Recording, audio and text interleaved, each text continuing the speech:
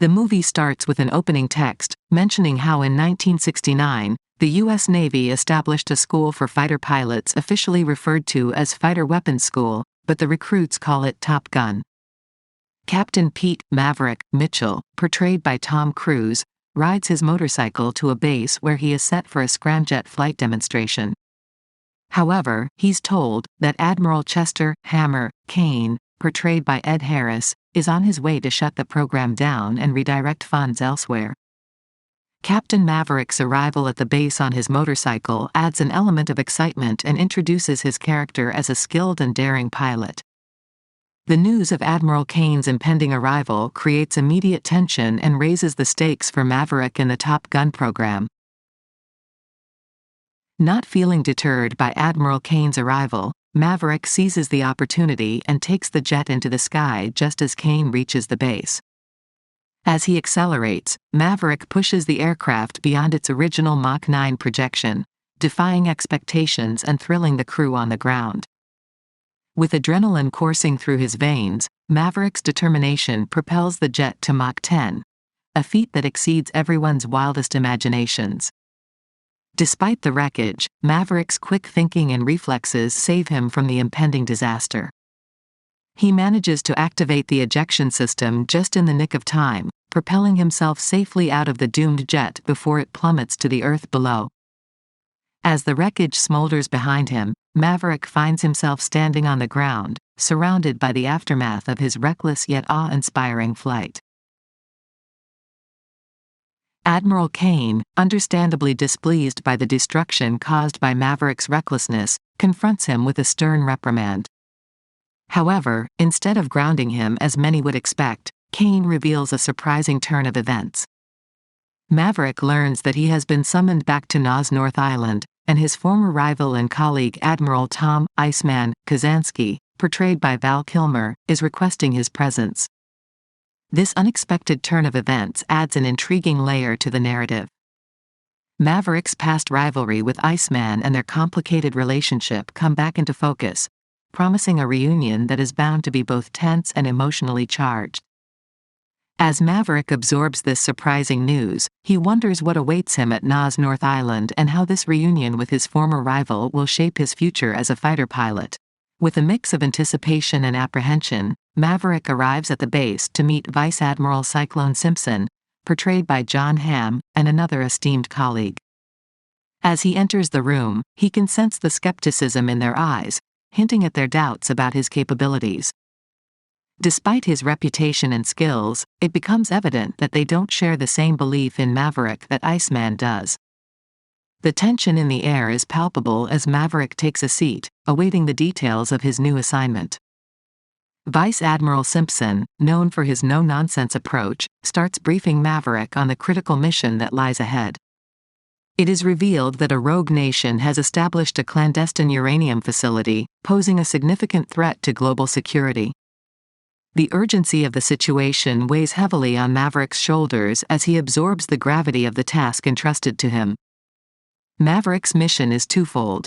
Not only must he confront the enemy and neutralize the threat, but he is also tasked with training a group of fresh-faced recruits to join him in this perilous endeavor.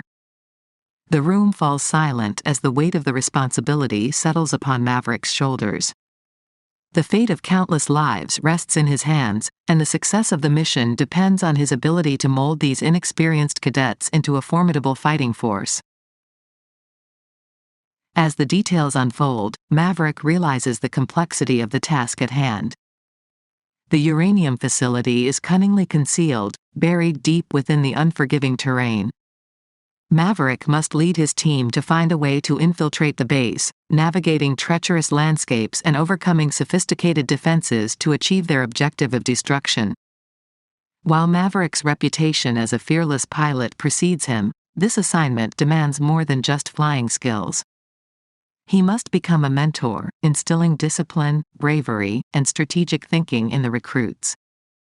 Maverick's experience and expertise will be put to the test as he imparts his knowledge, pushing the recruits to their limits, and preparing them for the arduous journey that lies ahead. Maverick's determination resurfaces, fueled by a desire to prove himself not only to his skeptical superiors but also to himself. As he absorbs the mission's details, a newfound sense of purpose takes hold, and Maverick vows to give everything he has to ensure the success of this crucial operation. Seeking a momentary respite from the weight of his mission, Maverick decides to visit a familiar bar, a place that holds memories both bitter and sweet. As he steps inside, the dimly lit room buzzes with conversation and laughter. To his surprise, Maverick's eyes lock with those of a familiar face across the room. It is Penny, portrayed by Jennifer Connelly, his former flame and the daughter of the Admiral he had clashed with in the past. The unspoken tension between them is palpable, but Maverick's heart is filled with a mixture of nostalgia and remorse.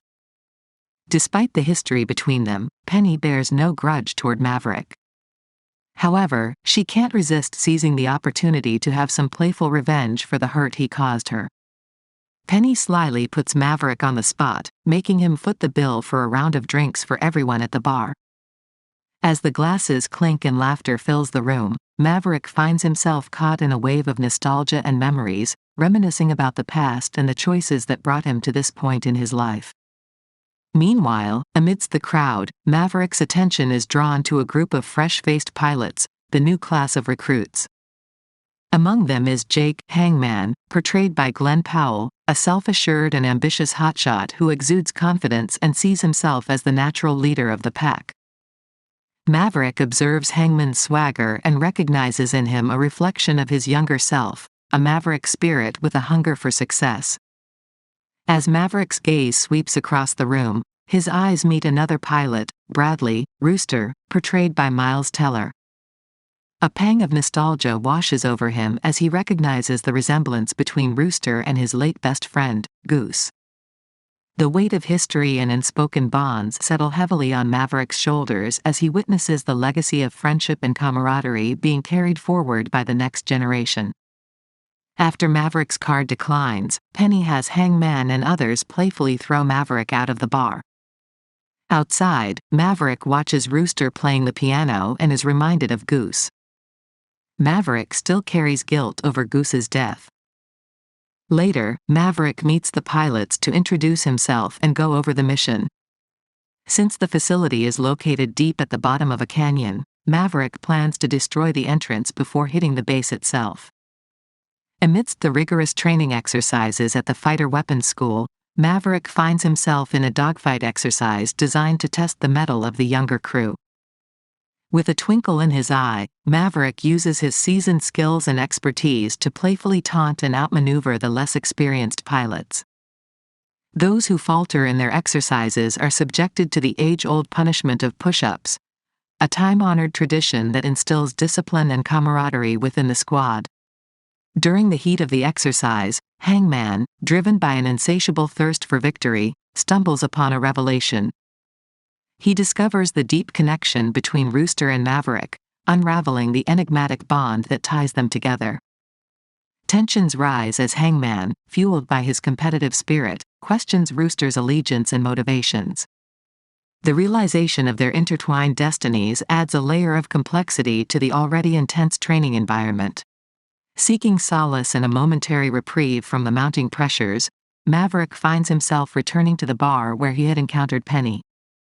Driven by a sense of gratitude and a desire to make amends, Maverick is determined to repay his debt and bridge the gap that has separated them for so long. As the afternoon unfolds, they retreat to Penny's boat, where the gentle sway of the ocean becomes a soothing soundtrack to their rekindled connection. Conversations flow effortlessly, laughter fills the air, and the spark that once burned between them ignites once more, enveloping them in a sense of shared nostalgia and newfound hope. Emboldened by his renewed sense of purpose and a desire to impart his hard-earned wisdom, Maverick returns to the next round of exercises with renewed vigor. As the pilots gather, he takes on the role of mentor, guiding them through the intricacies of flight and highlighting the potential dangers of flying too high. Drawing from his own experiences and the mission parameters, Maverick emphasizes the importance of understanding altitude variations and the critical role they play in achieving success. Among the pilots, Rooster absorbs Maverick's words with a newfound sense of caution. The remainder of the dangers of pushing the limits resonates deeply within him, as he is acutely aware of the legacy he carries, following in the footsteps of his late father figure, Goose.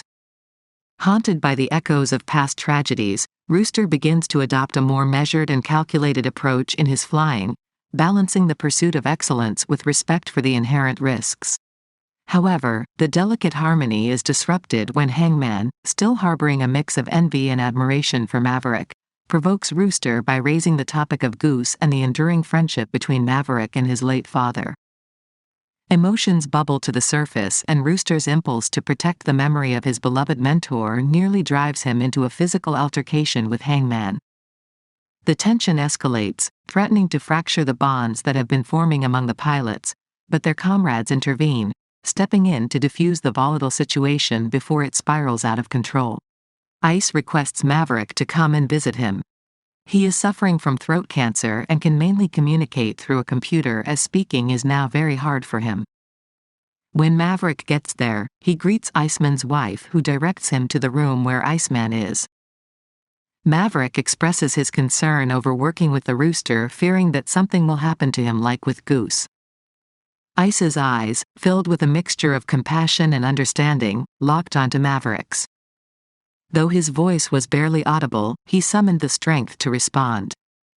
Slowly, with great effort, he managed to speak. "You must work closely with the Rooster," Ice whispered, his eyes conveying an unwavering determination. "I understand your fears, Maverick. But the young pilots need you more than you realize." In the next scene, Cyclone steps onto the runway to find nobody there, only to discover that Maverick brought the pilots to the beach for a volleyball bonding exercise, which seems to work as they all have fun. Maverick later goes out with Penny, revealing that he pulled Rooster's application at his late mother's request to look after him. The pilots undergo a training exercise to strike a target at a specific altitude and time, but everyone fails to complete the task as needed.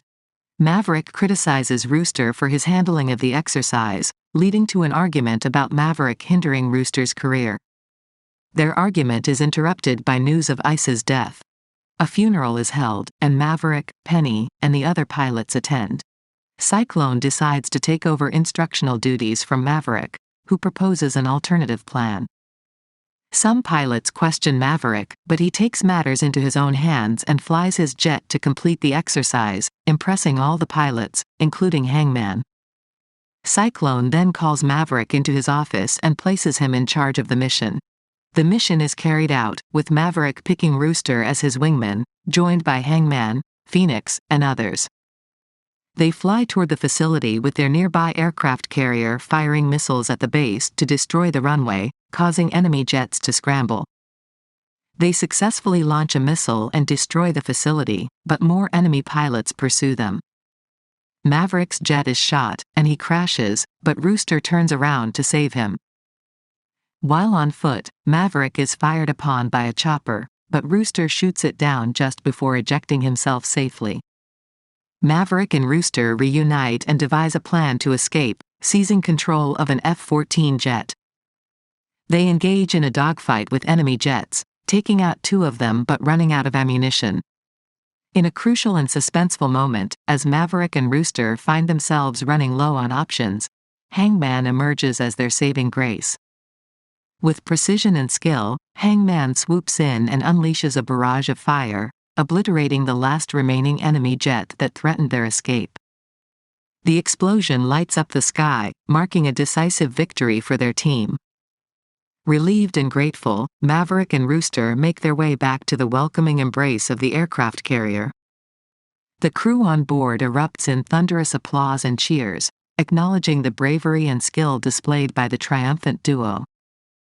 Maverick and Rooster exchange triumphant glances, knowing that their daring mission has not only been accomplished but also earned them the respect and admiration of their comrades. As the adrenaline subsides, Rooster and Hangman share a transformative moment of understanding. In a poignant reflection, Rooster's gaze shifts towards Maverick, his eyes filled with a mixture of awe and reverence. He sees in Maverick the same qualities that his father, Goose, once admired, fueling his aspirations to be the best pilot he can be.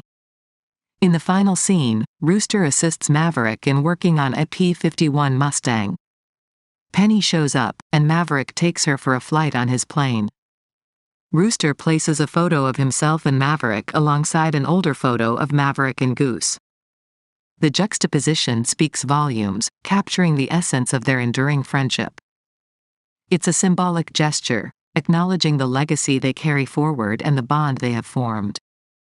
And that's the end, a captivating conclusion that leaves us with a sense of triumph, friendship, and the enduring legacy they carry forward.